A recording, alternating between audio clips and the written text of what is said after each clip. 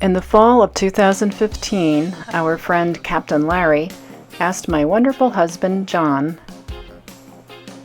and his boating friend Paul to help bring a 58-foot powerboat from Spanish town Tortola in the British Virgin Islands to Fort Lauderdale, Florida. This photo was taken toward the end of the trip. The red tracks that you'll see in this video were only rough estimates of where they traveled, so please don't use any of them for your navigation. The boat had Raymarine charts, but they also used the Garmin Blue charts with Active Captain on an iPad Air. When they arrived at the boat, they were underwhelmed. They'd been assured it was in excellent condition, but it had been on the hard for 2 years and was placed in the water the day before they arrived. It had a lot of issues, including one trim tab being stuck up and one being stuck down, a generator that wouldn't start, and a dinghy that did not run. On the upside, the engines were functional. I thought they'd do some sightseeing and fly home, but repairs were made, and 3 days later they left for their first stop, a 76-mile run to Green Beach on Vieques, an island municipality of Puerto Rico. Vieques is an island that the U.S. Navy once used for drills when they had a base on Puerto Rico. It's now a national wildlife refuge with beaches that still retain the names given by the Navy, including Red Beach, Blue Beach, and Green Beach. Next stop was the 63-mile run to Ponce, a city on Puerto Rico's south-central coast. From Ponce, they made a 27-hour journey of 264 miles to Puerto Plata, Dominican Republic. In order to get there, they traveled through Mona Passage, sometimes called the murderous Mona Passage.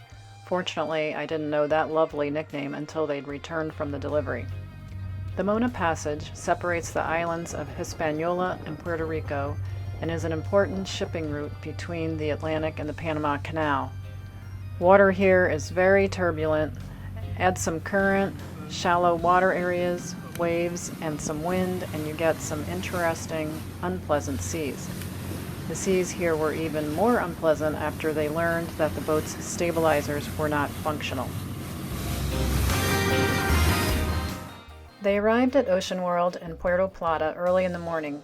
Getting into and out of the Dominican Republic entails working with 4 government agencies: Immigration, Customs, the DEA, and the Navy. The restaurant at the resort adjoining the marina didn't seem interested in serving them, so they walked to a nearby restaurant. The next day, a quick taxi ride to a grocery store replenished their stock. The store's well-armed guards made sure everyone felt secure. The people were all very friendly.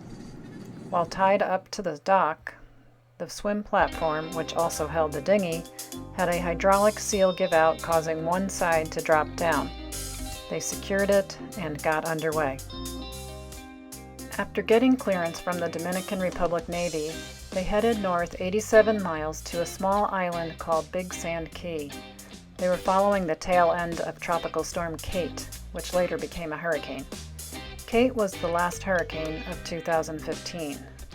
They debated waiting out the winds, but instead chose to head 88 miles to Turtle Cove on Providenciales, Turks and Caicos. Due to shoaling, an escort with local knowledge is required to traverse into the marina. They left Big Sand Key at 4 a.m. to time high tide. The locals, who were kind and friendly, refer to the island as Provo. Next, they traveled 57 miles to Abraham's Bay on Mayaguana, the most easterly island and district of the Bahamas. While underway, they saw a cruise ship in the distance bouncing around in the high seas. It was a tough call, but this was probably their least favorite anchorage due to the wind and waves, and eagerly left before sunrise. 84 miles later, their next stop was Crooked Island. Crooked Island appeared to have a lot of damage from the Cat 4 Hurricane Joaquin, which came through about 1 month earlier and caused the cargo ship El Faro to sink.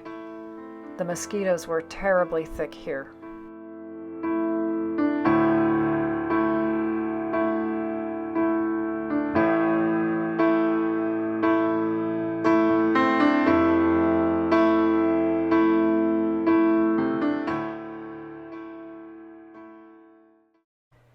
Heading 108 miles north to the Exumas, they stopped at Emerald Bay on Great Exuma, and 81 miles later stopped at Highborne Key. While at Highborne, they met the captain of a beautiful 62-foot cat who graciously invited them to dinner on board the next night at Chub Key.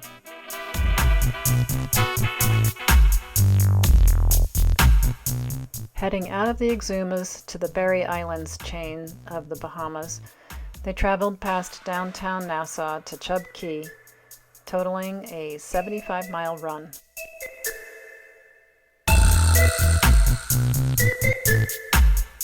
Then, 76 miles onto North Cat Key, a small private island in the Bimini chain of the Bahamas.